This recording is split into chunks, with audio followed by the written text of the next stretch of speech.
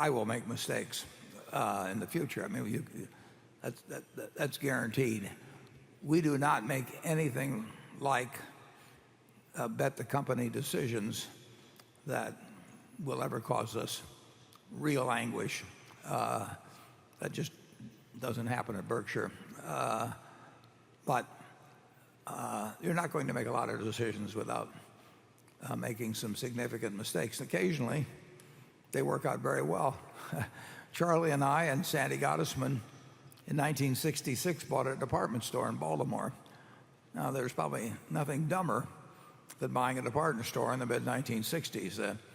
There were 4 department stores on the corner of Howard and Lexington Street in Baltimore in 1966, and none of them are there. And the number 1 store, Hustlers, went broke a little later than our store went broke. But fortunately, Sandy did a great job of selling it. So the $6 million invested in that department store became worth about $45 billion in Berkshire Hathaway stock, as we did other things with the money as we went along. So you have to be very alert to what is going on in your businesses, and we want our managers to do that. But actually, it's something that Charlie and I and our directors are going to think about as well as our managers. Charlie? Yeah, I spoke earlier about the desirability of removing your ignorance piece by piece. And there's another trick, which is scrambling out of your mistakes. And we've been quite good at both. And it's enormously useful. Imagine Berkshire, a textile mill, sure to go broke because power costs in New England were about twice as high as they were in TVA country. A sure to fail department store, and a trading stamp sure to be forced out of business by a change in mode. Out of that comes Berkshire Hathaway. Talk about scrambling out of mistakes. I think of how we might have done if we had had a better start. Yeah. The point was driven home to me. My great-grandfather started a grocery store here in Omaha in 1869, and my grandfather was running it in 1929, and he wrote my uncle, who was going to be running it with him, and the letter started out, this was in 1929, "The day of the chain store is over." And that is why we ended up with one grocery store which went out of business in 1969. You really have to face facts around you, and the wish being father to the thought was unfortunately what overcame my grandfather. Now, I would be unwilling to share the credit for my decision to invest in Energy Future Holdings with anybody else. I would think that's very unfair of anyone to insinuate that they had anything to do with that decision. That was just a mistake on my part. It was a significant mistake, and we will make mistakes in the future. All businesses should constantly be thinking about what can mess up their business model. And with Energy Future Holdings, it was a fairly simple assumption that was made that just turned out to be wrong. I mean, the assumption there was that gas prices would stay roughly as high as they were or go higher, and so they went a whole lot lower. And at that point, the whole place toppled. They had a lot of reserve holdings, and they had some futures positions which kept them alive for a while, but that was a basic error. We look at all of our businesses as subject to change. A classic case would be Geico.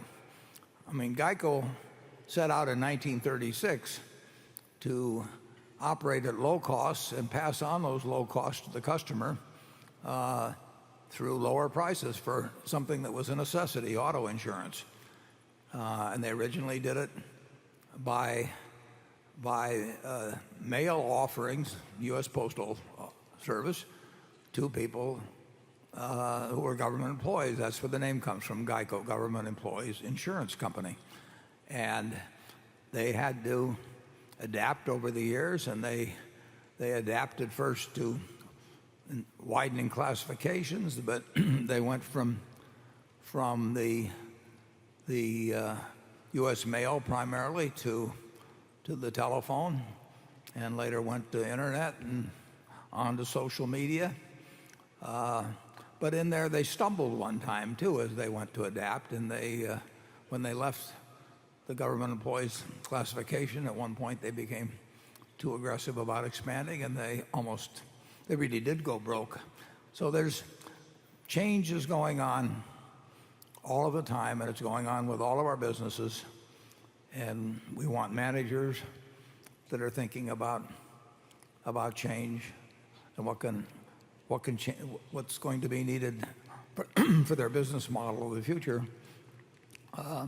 And we know they're not going to look the same 5 or 10 years from now. I mean, BNSF, something as basic as railroads, is looking big at LNG for its locomotives. Everything is going to change. Our businesses generally deal from strength, and they're generally not subject to rapid change, but they're all subject to change. And of course, slow change can be much harder to perceive and can lull you to sleep easier sometimes than when rapid change is clearly in sight. Owning a group of good businesses is not a terrible business plan. A good many of the conglomerates were put together to perform financial magic of one sort or another. They were based upon, if you go back to the Litton Industries and the Gulf and Westerns, and just you could name them by the hundreds.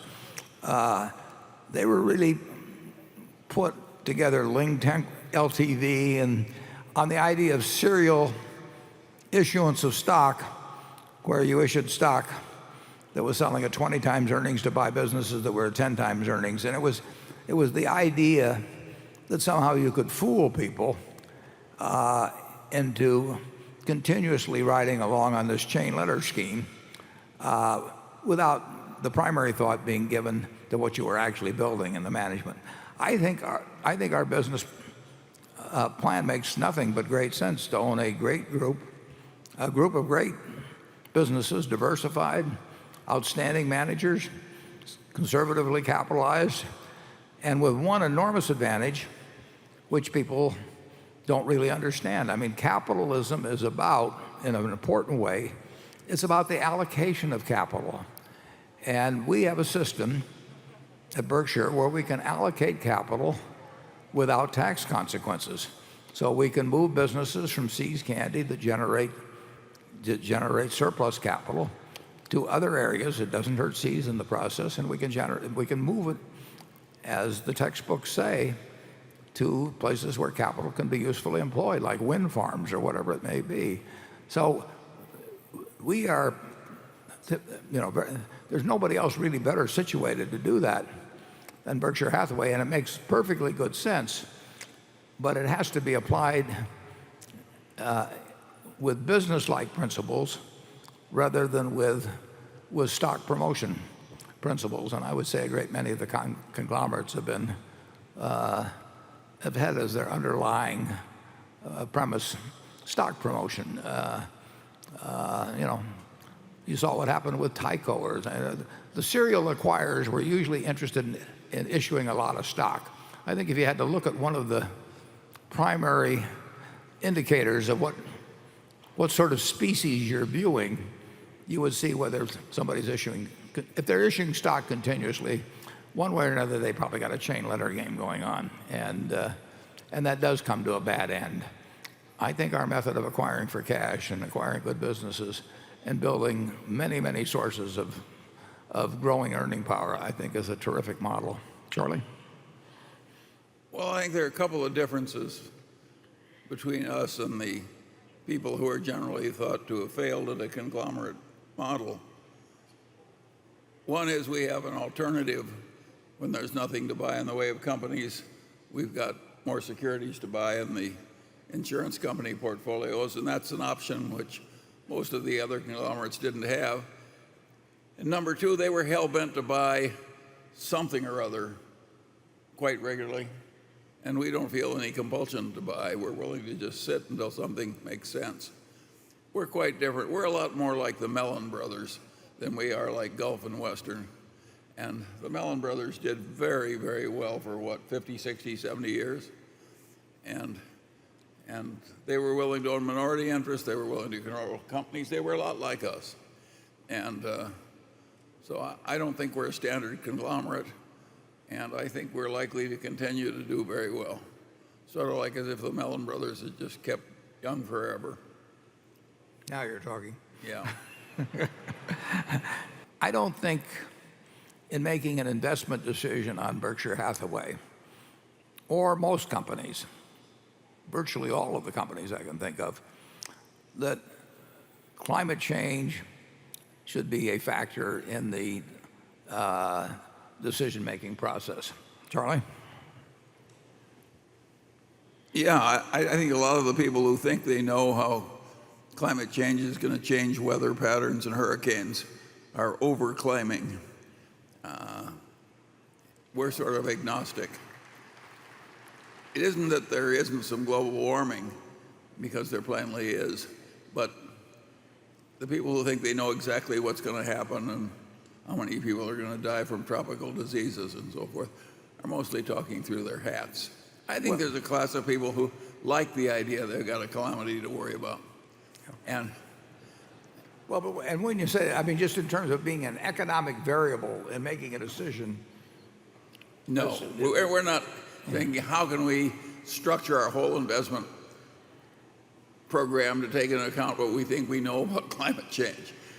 But I think we're very well located long term, no matter what happens.